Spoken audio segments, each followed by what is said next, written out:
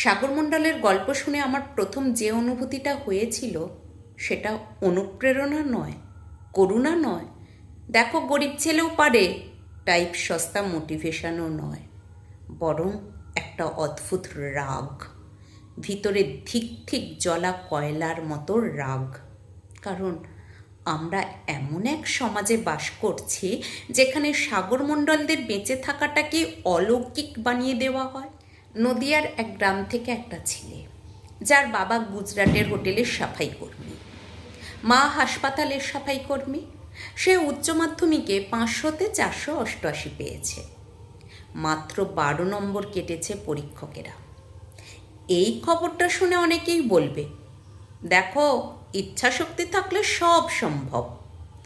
কিন্তু আমি উল্টো প্রশ্ন করি, কেন একটা ছেলেকে এতটা অসম যুদ্ধ লড়তে হবে শুধু নিজের মেধাটুকু প্রমাণ করার জন্য?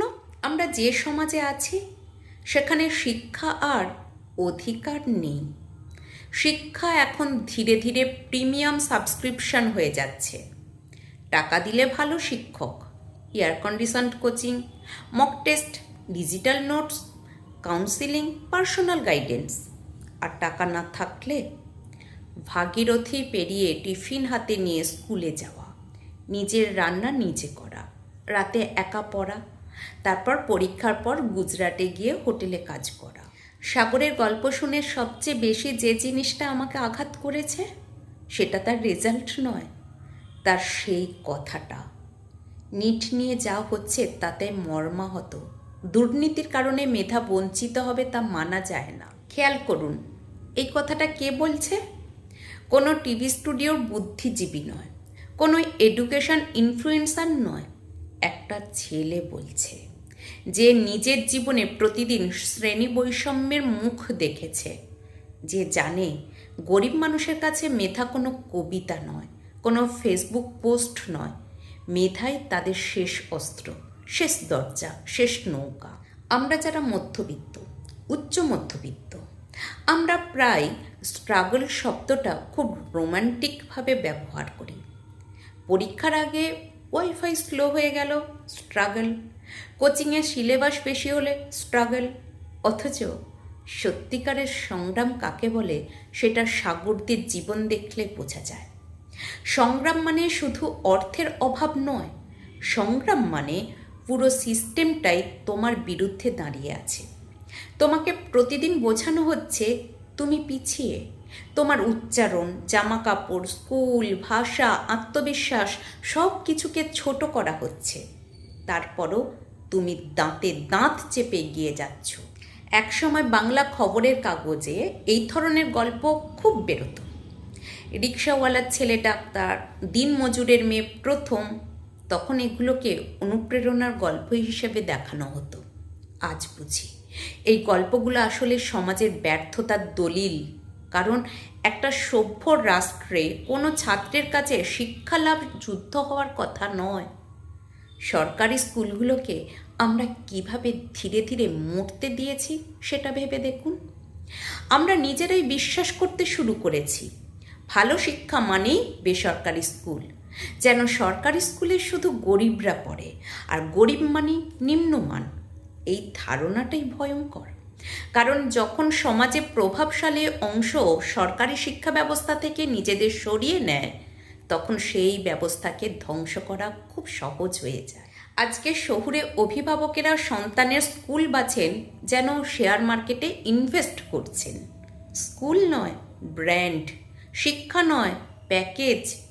অথচ কালনা মহারাজা উচ্চ বিদ্যালয়ের মতো স্কুলগুলো এখনও টিম টিম করে জ্বলছে।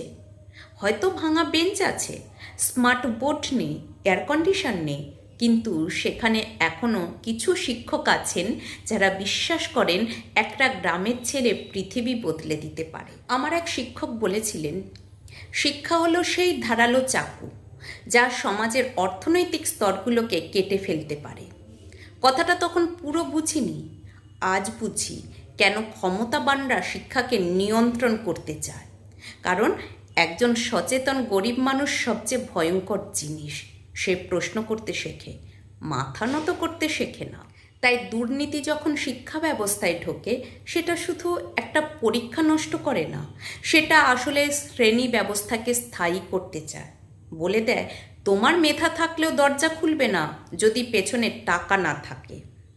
এই কারণেই সাগর মণ্ডলের গল্প গুরুত্বপূর্ণ, শুধু প্রেরণা হিসাবে নয়, সতর্ক বার্তা হিসাবে, মনে করিয়ে দেওয়ার জন্য যে এখনও এই দেশের মাটিতে এমন ছেলেমেয়েরা আছে যারা অসম্ভব প্রতিকূলতার মধ্যেও জ্বলে ওঠে। তাদের আলো খুব উজ্জ্বল নয় হয়তো, কিন্তু সেই আলোই এখনও পুরো অন্ধকারটাকে সম্পূর্ণ হতে দেয় না। আমি জানি না সাগর ভবিষ্যতে ডাক্তার হবে কিনা, বিজ্ঞানী হবে কিনা, নাকি আবার কোনো হোটেলের টেবিল মুছতে বাধ্য হবে, কিন্তু আমি এটুকু জানি এই ছেলেটা ইতিমধ্যেই আমাদের সমাজের মুখোশ খুলে দিয়েছে, দেখিয়ে দিয়েছে মেধা এখনও জন্মায় কুঁড়ে ঘরেও, শুধু রাষ্ট্র আর সমাজ মিলে তাকে বারবার শ্বাসরোধ করার চেষ্টা করে, তবু তারা বেঁচে থাকে। বেঁচে থাকে নদীয়ার একচালা ঘরগুলো, বেঁচে থাকে ভাগীরথী পেরিয়ে স্কুলে যাওয়া ছেলেরা, বেঁচে থাকে সরকারি স্কুলের চকধুলো, বেঁচে থাকে সেই সব শিক্ষক যারা এখনও ছাত্রদের চোখে ভবিষ্যৎ দেখতে পান। আর যতদিন তারা বেঁচে থাকবে ততদিন এই সমাজ পুরোপুরি হারবে না, কারণ ইতিহাস বারবার প্রমাণ করেছে সবচেয়ে বড় আগুনগুলো জন্ম নেয় সবচেয়ে অবহেলিত অন্ধকার থেকেই।